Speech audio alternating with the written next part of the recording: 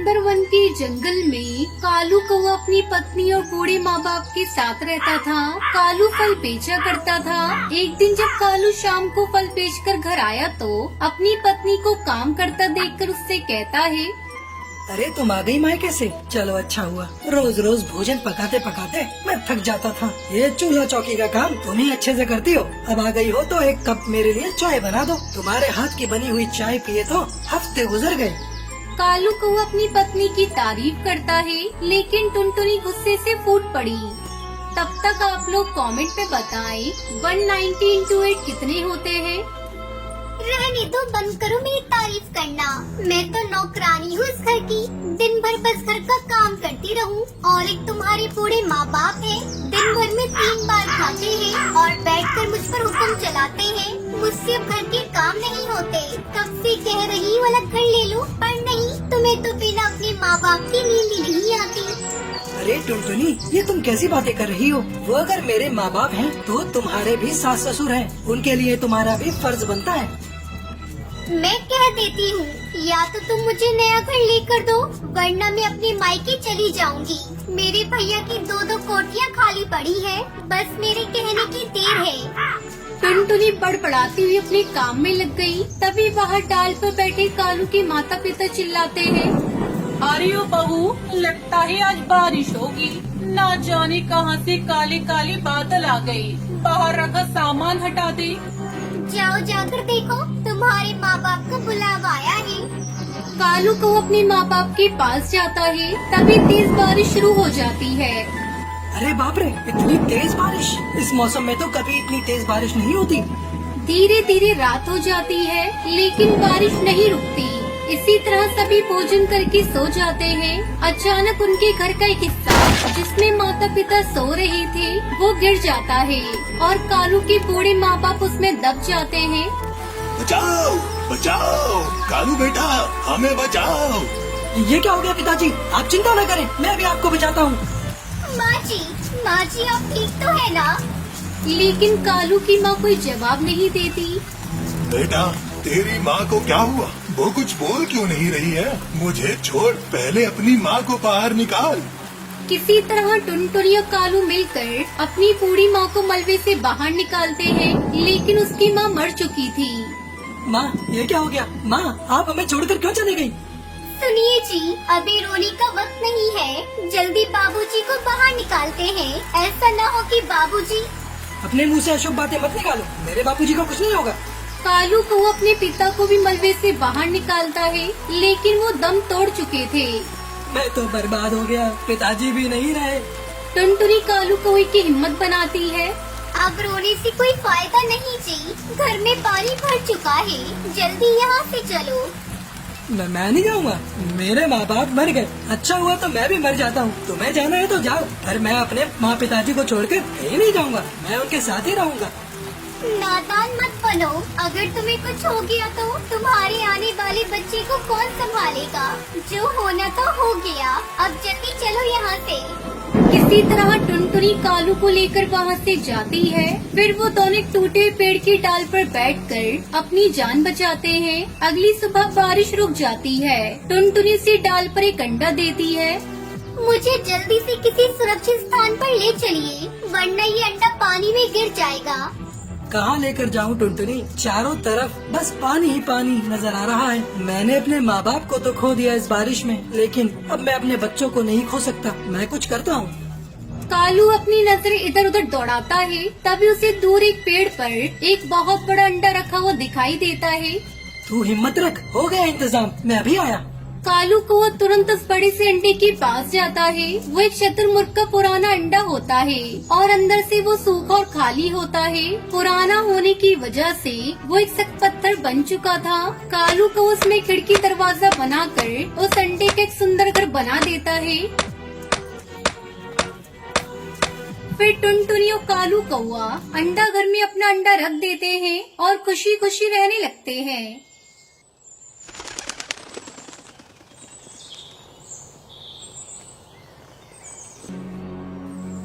एक घने जंगल में कई पक्षी रहा करते थे। उसी जंगल में टूनी और टुनटुनी नाम की 2 बहनें रहा करती थी। कुछ दिनों पहले उनकी माँ को उस जंगल के मुखिया ने चोरी का गेट लगाकर मरवा दिया था। अब वो मुखिया उन दोनों मासूम बहनों के पीछे पड़ा था। टूनी और टुनटुनी दोनों बहनें बहुत डरी हुई थी। एक दिन टूनी अपनी बहन टुनटुनी से कहती है, टुनटुनी दीदी, क्या वो जालिम हमें भी मार डालेगा? मुझे तो घर से बाहर निकलने में बहुत डर लग रहा है। माँ को तो उसने मार डाला। क्या माँ ने सचमुच उस मुखिया के घर चोरी की थी? नहीं टूनी, हमारी माँ चोरी नहीं कर सकती। वो तो हमें शिक्षा देती थी कि चोरी नहीं करना चाहिए। फिर माँ चोरी कैसे कर सकती है? तब तक आप लोग कमेंट में बताएं 99 इंटू 9 कितने होते हैं। जरूर उस मुखिया के घर किसी और ने चोरी करके हमारी माँ पर इल्जाम लगा दिया होगा। दीदी, कई दिनों से हम घर में छिप कर बैठे हैं। जो भी घर में माँ ने भोजन इकट्ठा किया था वो खत्म हो चला है। अब तो हमें घर से बाहर निकलना ही होगा, नहीं तो हम भूखे मर जाएंगे।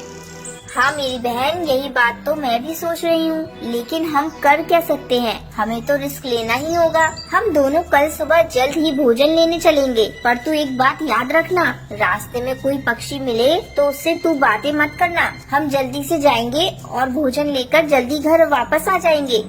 अगली सुबह दोनों बहनें जैसे ही घर से भोजन की तलाश में बाहर निकलती हैं, कालू कौआ और उसका दोस्त उन दोनों बहनों को पकड़ लेता है। ये रही दोनों बहनें, चलो इन दोनों को लेकर मुखिया जी के पास। मुखिया जी हमें अच्छा इनाम देंगे, फिर हम इनाम के पैसों से पार्टी करेंगे, पार्टी। नहीं नहीं कालू अंकल, हमें छोड़ दो। हमने आपका क्या बिगाड़ा है? चुप हो जाओ तुम दोनों। तुम्हारी माँ ने चोरी करके बहुत बड़ा अपराध किया है। इस जंगल में तुम दोनों उस अपराधी की बेटियां हो। इस जंगल में तुम जैसे अपराधियों का कोई काम नहीं। कालू कौआ और उसका साथी दोनों बहनों को लेकर मुखिया के पास पहुंचते हैं। मुखिया जी, ये रही उस चोरनी की बेटियां। इन दोनों को तुमने यहाँ लाकर बहुत अच्छा काम किया है। कालू, तुम ऐसा करो, इन दोनों को ले जाकर जान से मारकर फेंक दो, फिर आकर अपना इनाम ले जाओ। दोनों बहनें रो रही थीं, लेकिन किसी को उन पर दया नहीं आ रही थी। कालू उन्हें मारने के लिए ले जाने लगता है। तभी कालू के हाथों से दोनों बहनें छूट जाती हैं। टूनी जल्दी भाग, नहीं तो ये जालिम हमें फिर से पकड़कर माँ की तरह मार डालेंगे। दोनों बहनें अपनी पूरी ताकत लगाकर आकाश में उड़ जाती हैं और उड़ते उड़ते एक सुनसान जंगल में पहुंचती हैं, जहां चारों तरफ ऊंचे ऊंचे बांस के पेड़ थे।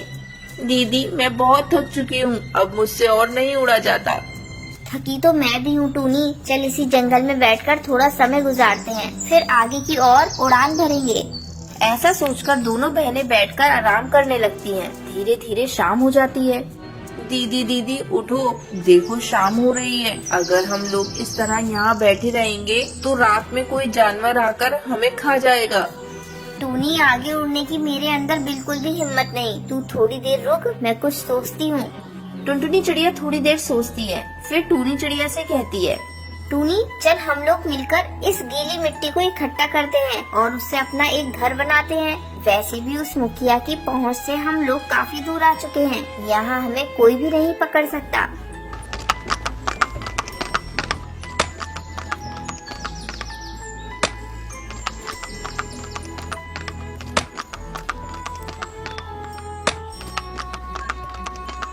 दोनों बहनें गीली मिट्टी से अपना एक प्यारा सा घर बनाती हैं। इस तरह दोनों बहनें उस मिट्टी के घर में खुशी खुशी अपनी जिंदगी बिताने लगती हैं।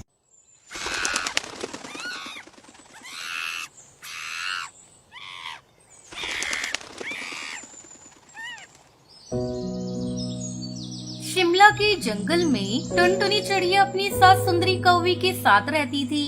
एक दिन वो अपनी सास से कहती है, माँ जी, रानी के पापा को गुजरे आज 6 महीने हो गए।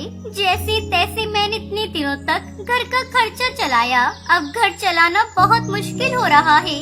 अरे करमजली, मेरे घर की ये दुर्दशा तेरे ही कारण हुई है। ना तूने मेरे बेटे से झगड़ा किया होता और ना ही उसने जहर खाया होता। माँ जी, किस घर में पति पत्नी का झगड़ा नहीं होता? मुझे क्या पता था कि वो जहर खा लेंगे। मेरी बेटी भूख से तड़प रही है। कई दिनों से मैंने उसे एक समय का ही खाना दिया है। उन्होंने मरने से पहले मेरे और मेरी बच्ची के बारे में जरा भी नहीं सोचा। आप कहीं तो मैं जाकर कहीं काम कर लूं। कुलक्षणी, मेरे बेटे को खाकर तेरा पेट नहीं भरा, अब नाते रिश्तेदारों में भी मेरी नाक कटवाना चाहती है। तू अगर काम करने बाहर जाएगी तो मेरे रिश्तेदार क्या कहेंगे? आज तक हमारे घर की किसी बहू ने घर से बाहर निकलकर कभी काम नहीं किया। तब तक आप लोग कमेंट में बताएं 500 माइनस 250 कितने होते हैं? माँ जी, आपको अपने रिश्तेदारों की फिक्र है पर अपनी पोती की नहीं। मुझसे मेरी बेटी की भूख देखी नहीं जा रही है। मैं कल से खेत में काम करने जाऊंगी। आप रानी बेटी का ध्यान रख लेना। कैसे करेगी तू खेती? कभी तूने खेत में काम किया है? माँ जी, अब चिंता मत करिए, धीरे धीरे मैं सब सीख जाऊंगी। टुनटुनी अपने खेत में जाकर काम करने लगती है। तभी साधु महाराज वहाँ आते हैं। आइए आइए साधु महाराज, मैं आपकी क्या सेवा कर सकती हूँ? बेटिया, मुझे जोरों की प्यास लगी है। तुम्हें खेत में काम करते देखा तो तुम्हारे पास चला आया। मुझे पानी पिला दो, प्यास से मेरा गला सूख रहा है। यहाँ आसपास कोई तालाब या कुआं भी नजर नहीं आ रहा है। बाबा, मैं अभी आपको पानी देती हूँ, ये लीजिए। मेरे पास ये सूखी रोटी है, इसे खाकर आप पानी पी लीजिए। मेरी माँ कहती थी कभी खाली पेट पानी नहीं पीना चाहिए। वो साधु रोटी खाकर पानी पी लेता है। बिटिया, तूने मेरी प्यास बुझाई है। मैं तुम्हें कुछ देना चाहता हूँ। ये लो केले के बीज, इन्हें अपने खेत में बो देना। भगवान तुम्हारा भला करेंगे। इतना कहकर वो साधु वहाँ से चला जाता है। उसके जाते ही बबली कबूतरी टुनटुनी चिड़िया के पास आती है। अरे टुनटुनी बहू, ये साधु तुमसे क्या बातें कर रहा था? इन साधुओं पर ज्यादा भरोसा मत करना, मूर्ख बनाकर कुछ लूट लेते हैं। ऐसी कोई बात नहीं काकी, बाबा को प्यास लगी थी इसलिए पानी पीने आए थे। जाते जाते उन्होंने मुझे केले के बीज दिए हैं। टुनटुनी बहू, तू भी कहाँ इस खेती के चक्कर में पड़ रही है? ऐसा कर, तू अपना खेत मुझे किराए पर दे दे। मैं हर महीने तुझे तेरे खेत का किराया घर पर पहुँचा दूंगी। नहीं काकी, इस खेत पर मेरे पति खेती किया करते थे, अब मैं खेती करूंगी। जैसी तेरी मर्जी, मैं तो तेरी भलाई के लिए ही कह रही थी। अच्छा, अब मैं चलती हूँ। बबली कबूतरी के जाने के बाद टुनटुनी बाबा के दिए हुए केले के बीज को अपने खेत में बो देती है। इस तरह कई दिन गुजर जाते हैं। एक दिन जब टुनटुनी फिर से अपने खेत पर जाती है तो देखती है उसके खेत में केले के कई पेड़ उग गए थे और उन पर बड़े बड़े केले लग गए थे। टुनटुनी अपने खेत में लगे हुए केले को देखकर बहुत खुश होती है। अगले दिन टुनटुनी सारे केले को तोड़कर बाजार में बेच देती है और जो पैसे मिलते हैं उसे लाकर अपनी सास को दे देती है। सुंदरी कौवी भी टुनटुनी से अपने बुरे बर्ताव के लिए माफी मांगती है। बहू, मुझे माफ कर दे, मैंने तेरी काबिलियत पर शक किया। आज से ये पैसे भी तू अपने पास रख। तू ही अब घर की जिम्मेदारी संभाल। इस तरह टुनटुनी केले की खेती करके खुशी खुशी अपनी सास और बेटी के साथ रहने लगती है। कश्मीर में टुनटुनी चिड़िया अपने पति हरिया किसान के साथ रहती थी। उसके 2 बच्चे थे, बेटे का नाम कालू और बेटी का नाम टूनी था। हरिया तोता अपने खेतों में केले उगाकर बेचा करता था और उससे अपने घर का खर्च चलाता था। कई सालों बाद इस बार हरिया किसान के खेत में केले की अच्छी फसल हुई थी। केले की अच्छी फसल देखकर टुनटुनी चिड़िया अपने पति से कहती है, सुनिए जी, इस बार ऊपर वाले की कृपा से अच्छी फसल हुई है। इन्हें बेचकर जो पैसे मिलेंगे उनसे हम अपना पक्का घर बनाएंगे और अपने बच्चों का भी अच्छे स्कूल में दाखिला करा देंगे। इस बार हमारे सारे सपने पूरे हो जाएंगे। हाँ, शायद भगवान को हमारी गरीबी देखकर हम पर दया आ गई। इस बार हमारे सिवा किसी की भी केले की फसल अच्छी नहीं हुई। मैं कल ही सारी फसल को ले जाकर शहर में बेच दूंगा। अगले दिन हरिया तोता जब केले की फसल बेचने शहर जाने लगता है तब टूनी उससे कहती है, पापा, आप मेरे लिए शहर से क्या लाओगे? तू ही बता दे, जो तू कहेगी मैं वही लाऊंगा। पापा, आप मेरे लिए शहर से एक सुंदर सी गुड़िया लेते आना और मेरे लिए चाबी वाला बंदर लाना, ठीक है? ठीक है। अब तुम लोग अपने पापा को जाने दो, उन्हें देर हो रही है। हरिया तोता खुशी खुशी अपनी केले की फसल लेकर शहर की मंडी में बेचने के लिए चला जाता है। शहर की मंडी में कई पक्षी अपने अपने केले की फसल बेचने के लिए आए थे।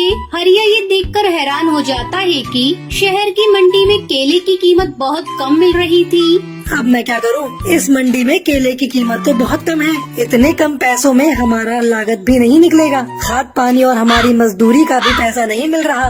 हरिया बिना अपने केले बेचे हुए वापस सारी केले की फसल लेकर घर आ जाता है। ये मैं क्या देख रही हूँ जी? आप तो शहर केले बेचने गए थे, लेकिन आपने केले को बेचा क्यों नहीं? हरिया तोता दुखी मन से सारी बात टुनटुनी चिड़िया को बताता है।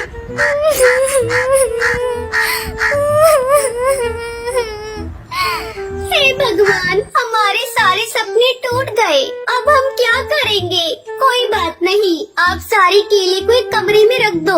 अब से हम लोग इन्हीं केले को खाकर अपना गुजारा करेंगे। इस तरह पूरा परिवार केले खाकर अपने दिन काटने लगी। एक दिन जब टुनटुनी चिड़िया अपनी बेटी को केले खाने को देती है तो टूनी कहती है, क्या माँ, तुम हर दिन हमें केले खाने को देती हो? मुझे आज इन केलों को नहीं खाना। मुझे तो तुम्हारे हाथ की बने हुए केले के चिप्स खाने हैं। हाँ माँ, मैं भी केला चिप्स ही खाऊंगा, वरना भूखा ही रहूंगा। अच्छा बाबा, आज मैं तुम लोगों के लिए केले के चिप्स ही बनाऊंगी। आप खुश? दोनों बच्चे खुश हो जाते हैं। टुनटुनी चिड़िया केले चिप्स बनाने के लिए जाती है। ये क्या? तेल का डब्बा तो बिल्कुल ही खाली है। इसमें तो तेल है ही नहीं। ऐसा करती हूँ, मैं बिना तेल के तवे पर सेक देती हूँ। फिर टुनटुनी केले को बारीक काट कर चिप्स बनाती है। आओ बच्चों, तुम्हारा मनपसंद केला चिप्स तैयार है। दोनों बच्चे केला चिप्स खाते हैं। माँ, आज के केला चिप्स तो पहले से भी ज्यादा स्वादिष्ट है। टुनटुनी भी केला चिप्स खाती है। उसे विश्वास नहीं हो रहा था कि उसने केले की इतनी स्वादिष्ट चिप्स बनाए हैं। वाकई ये चिप्स तो बहुत ही स्वादिष्ट है। ऐसा करती हूँ, मैं कल से ही केले का चिप्स बेचने का काम शुरू कर देती हूँ। हो सकता है इसमें भगवान की कोई इच्छा हो और केले चिप्स बेचकर हम लोग अमीर हो जाएं। अगले दिन से टुनटुनी चिड़िया केला चिप्स बनाकर बेचने लगती है। टुनटुनी चिड़िया के ठेले पर कुछ पक्षी केले चिप्स खाने के लिए आते हैं। इससे उसकी अच्छी कमाई होने लगती है। देख लिया जी, ये केले की फसल हमारे बहुत काम आई। अब तो हर सीजन में आप खेत में केवल केले ही उगाइएगा। हमें मंडी में ले जाकर केले की फसल बेचने की कोई चिंता नहीं। ये लो कुछ पैसे और दोनों बच्चों को ले जाकर किसी अच्छे स्कूल में दाखिला करा दो। इस साल हरिया किसान अपने खेत में केला उगाता है और टुनटुनी चिड़िया केले से बनी हुई चिप्स बेचकर अपना जीवन खुशी खुशी गुजारने लगी। कश्मीर के जंगल में टुनटुनी चिड़िया अपने पति कालू कौवे के साथ रहती थी। बारिश का मौसम था, जोरों से बारिश हो रही थी। लगातार कई दिनों तक बारिश होती रहती है। सबके खेतों में पानी भर चुका था।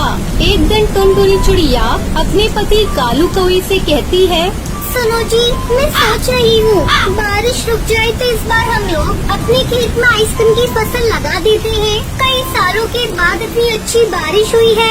अगर फसल अच्छी हुई तो आधी फसल बेच देंगे और जो पैसे मिलेंगे उससे पक्का घर बना लेंगे।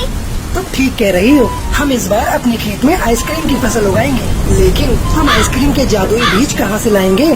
तुम उसकी चिंता मत करो, मैं एक भले जादूगर को जानती हूँ। उसने पिछले ही साल मेरी सहेली टूनी चिड़िया को आइसक्रीम के जादुई बीज दिए थे और उसकी उपज बहुत अच्छी हुई थी। हम भी उन्हीं से बीज लेकर आएंगे और फिर बीज के बराबर जादूगर को आइसक्रीम वापस कर देंगे। दोनों पति पत्नी उस जादूगर की गुफा में जाते हैं। क्यों रे टुनटुनी, आज इस जादूगर की याद कैसे आ गई? वैसे तो कभी मुझे याद नहीं करती। जरूर मुझसे कोई काम होगा, तभी तू मेरे पास आई है। अब बता, मुझसे क्या काम है? क्या बताऊं भले जादूगर, तुम देख ही रही हो इस बार बारिश अच्छी हुई है। हम सोच रहे हैं कि इस बार अपने खेत में आइसक्रीम की फसल उगाएं, लेकिन हमारे पास इसके लिए आइसक्रीम के बीज है ही नहीं। अगर आप मुझे बीज दे देंगे तो आपकी हम पर बहुत बड़ी कृपा होगी। तो ठीक है, लेकिन तू समय पर मेरे बीज के बराबर आइसक्रीम वापस कर देना। ठीक है जादूगर, आप चिंता ना करें। जादूगर टुनटुनी चिड़िया को आइसक्रीम के बीज दे देता है। कालू कौवा और टुनटुनी चिड़िया बीज लेकर वापस घर लौट आते हैं। फिर अगले दिन टुनटुनी चिड़िया अपनी बेटी पिंकी के साथ खेत में बीज को बिखेर देती है। इस तरह कई दिन गुजर जाते हैं। एक दिन टुनटुनी चिड़िया कालू कौवे को खेत में भेजती है। कई दिन हो गए खेत में बीज डाले। जाओ एक बार जाकर देख लो कहीं बीज सूख तो नहीं गए। अगर बीज सूख रहे होंगे तो सिंचाई कर देना। कालू कौवा अपने खेत पर जाता है। वो देखता है सचमुच में सारे बीज सूख रहे थे।